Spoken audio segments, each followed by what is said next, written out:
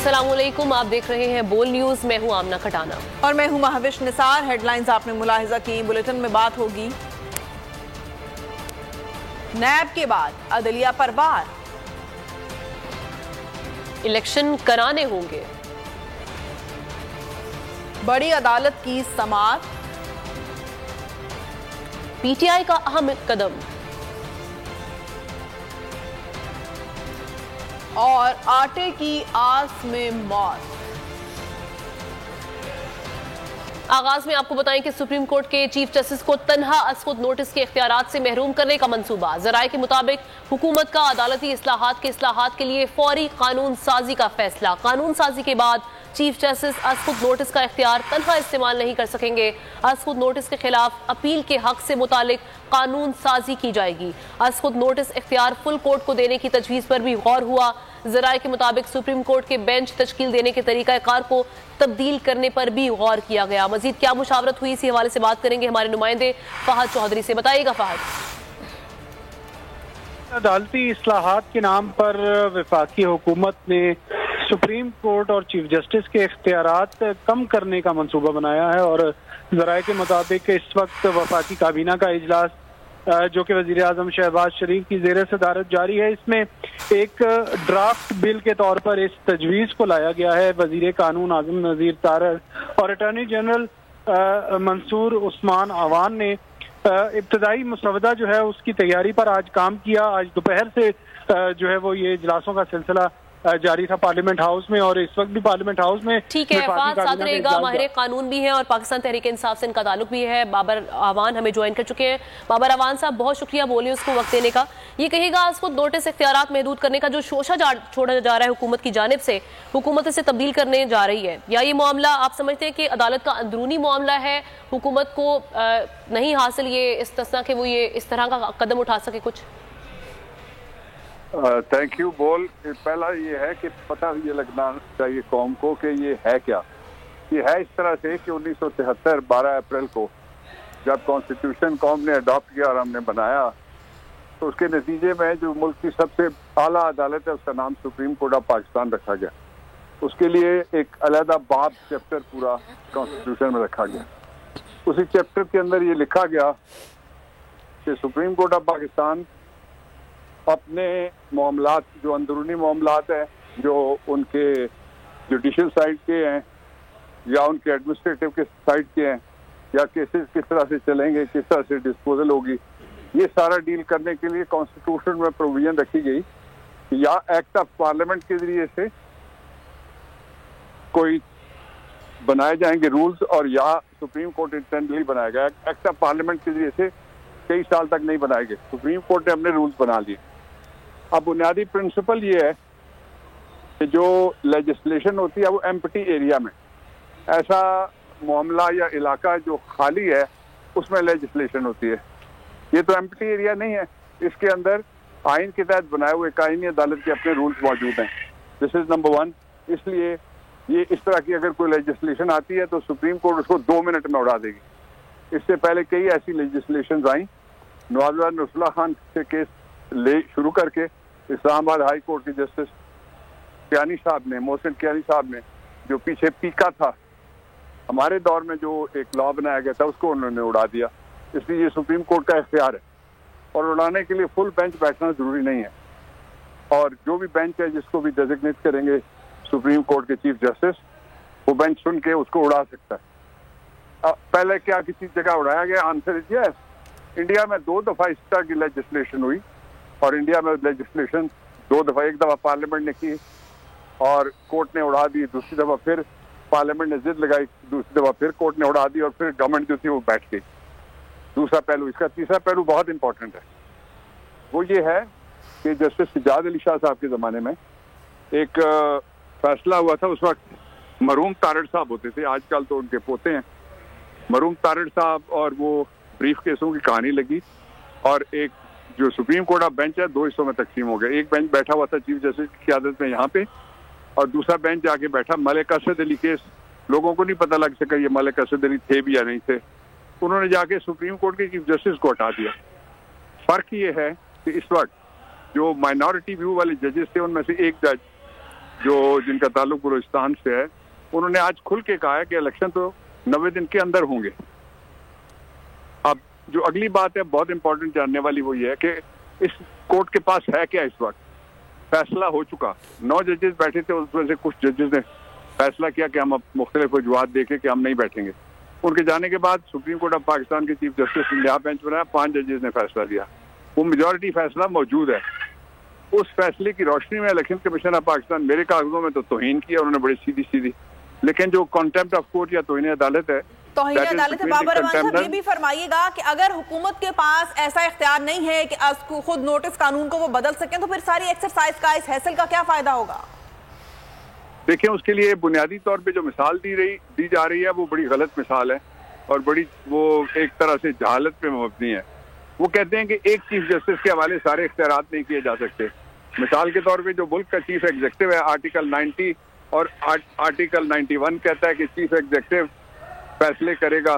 सारी काबीना वज़ीर आज़म के इख्तियारात नहीं इस्तेमाल कर सकती, सारा हाउस स्पीकर के इख्तियारात नहीं इस्तेमाल कर सकता। एक चीफ जस्टिस है सुप्रीम कोर्ट का, एक चीफ ऑफ आर्मी स्टाफ है, एक चीफ ऑफ एयर स्टाफ है, एक चीफ ऑफ नेवल स्टाफ है, एक CDA का चेयरमैन है। इसी तरह से एक जो चीफ है वो ओगरा का है, एक पिमरा का है, एक नेपरा का है, पता नहीं किस किस का है। तो इसलिए ये कहना कि ये सबको इख्तियारात दे दें या कोई ऐसी अमेंडमेंट आती है, अव्वल तो उड़ जाएगी, दूसरा ये है कि फिर क्या हर दफा एक जलसा मुनक्कद हुआ करेगा। डॉक्टर बाबर हमारे साथ मौजूद, उन्होंने वक्त दिया, बोले उसको बहुत शुक्रिया आपका। फहद चौधरी भी इस खबर से मुतालिक हमारे साथ मौजूद थे, बहुत शुक्रिया आपका। आपको बताएं कि हुकूमत की अदलिया के इख्तियारात कम करने की मंसूबाबंदी। वजीर कानून आजम नजीर तारड़ बोले कुछ काम पार्लियामेंट ने करने हैं, कुछ काम जो सिर्फ अदलिया कर सकती है। काबीना में कानून साजी से मुतालिक भी मुशावरत होगी, सबका मुश्तरका फैसला होगा। देखिए, दोनों का एक अपना अपना रोल है। कुछ काम है जो सिर्फ पार्लियामेंट कर सकती है, कुछ काम है जो अदलिया ने करने हैं। देखिए, वो चीज़ें तो आज फ्लोर ऑफ हाउस पे भी डिस्कस हुई हैं, इस बाबत भी गुफ्तगू होगी और इंशाअल्लाह अज़ीज़ फिर जो सारों का फैसला हुआ उसके मुताबिक आगे चले। मेरे ख्याल में ये रवैयों का क्राइसिस है, तो ना ये कॉन्स्टिट्यूशनल ना ये लीगल है। एक छोटी सी बात की गई, मेरे ख्याल में उसमें कोई किसी को एतराज़ नहीं होना चाहिए कि जब कौमी नौइयत के इतने अहम मुकदमे में आप बैठें तो क्या हर्ज है कि आप या तो सीनियर मोस्ट जजेस को बिठाएं या फिर फुल कोर्ट बिठा लें।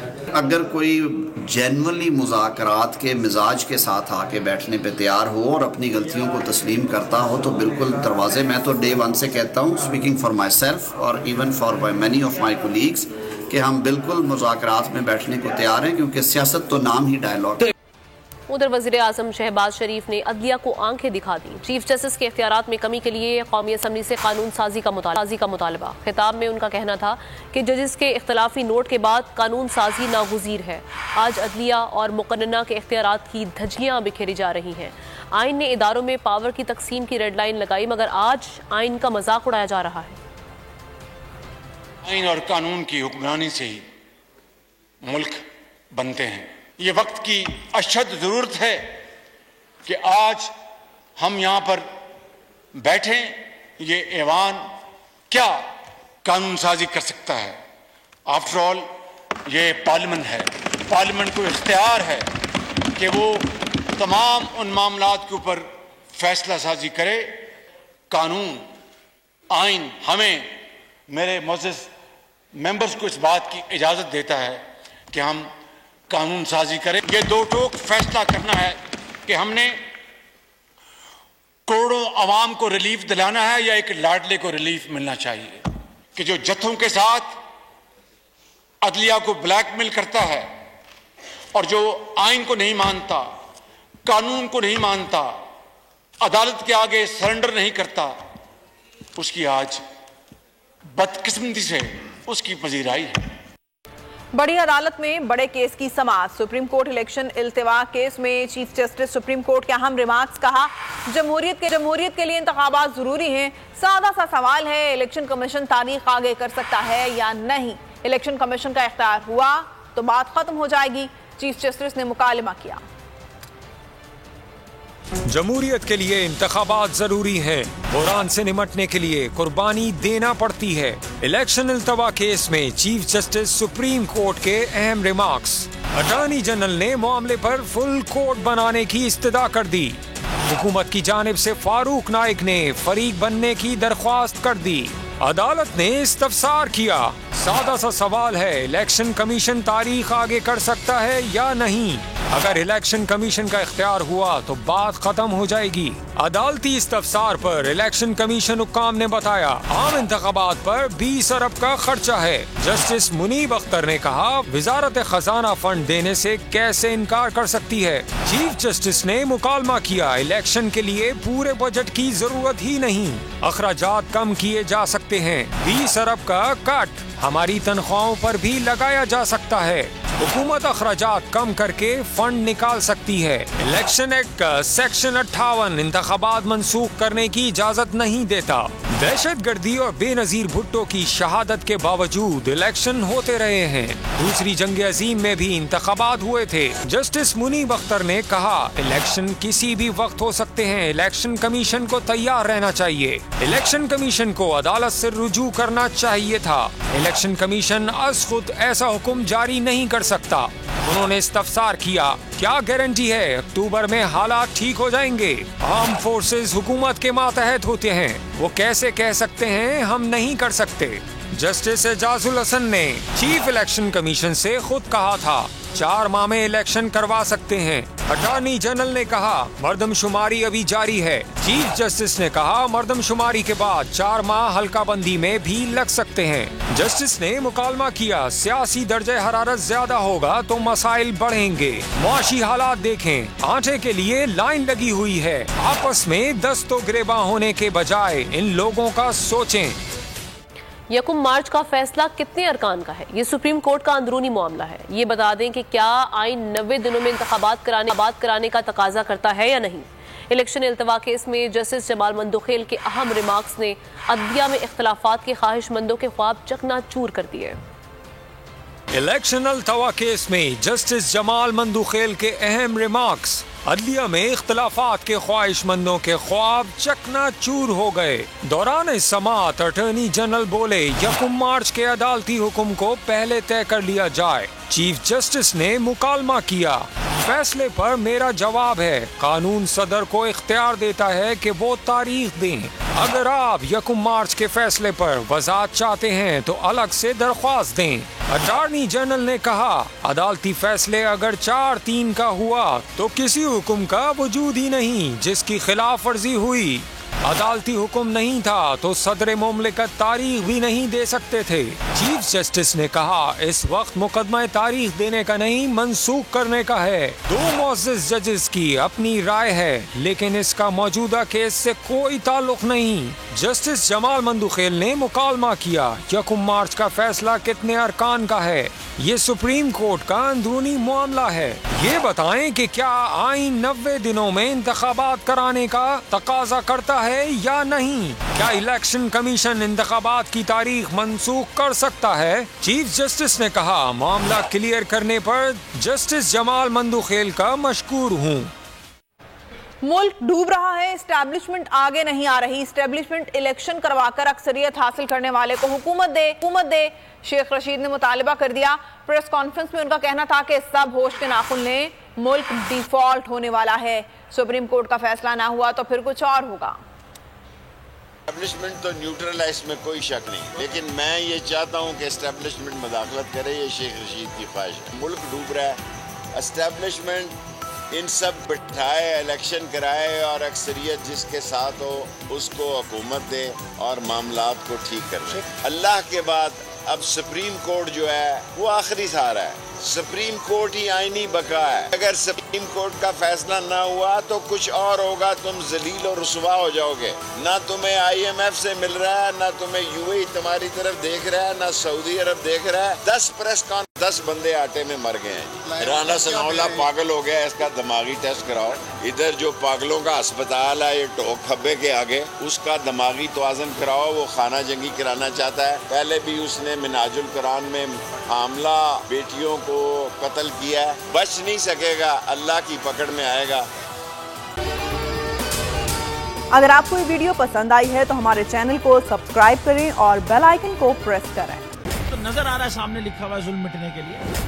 दो चीजों से मिटेगा भाई। एक, अदल की कुर्सी पे जो लोग बैठते हैं ना, वो अदल के हिसाब से फैसले करने लगे। दूसरा, कौम निकल खड़ी हो जुल्म के खिलाफ, तो जुल्म खत्म हो जाएगा। या इन दोनों में से कोई एक चीज हो जाए या दोनों हो जाए।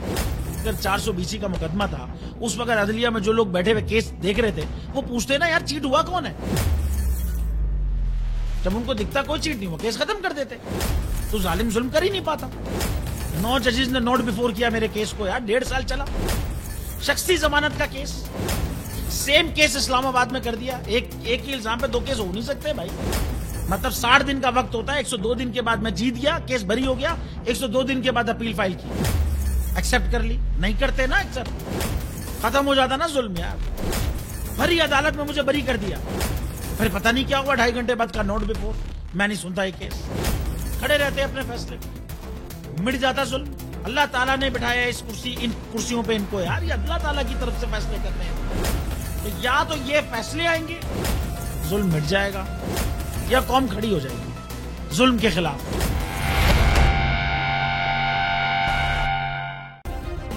सब्सक्राइब करें और बेल दबाएं ताकि कोई खबर रह न जाए।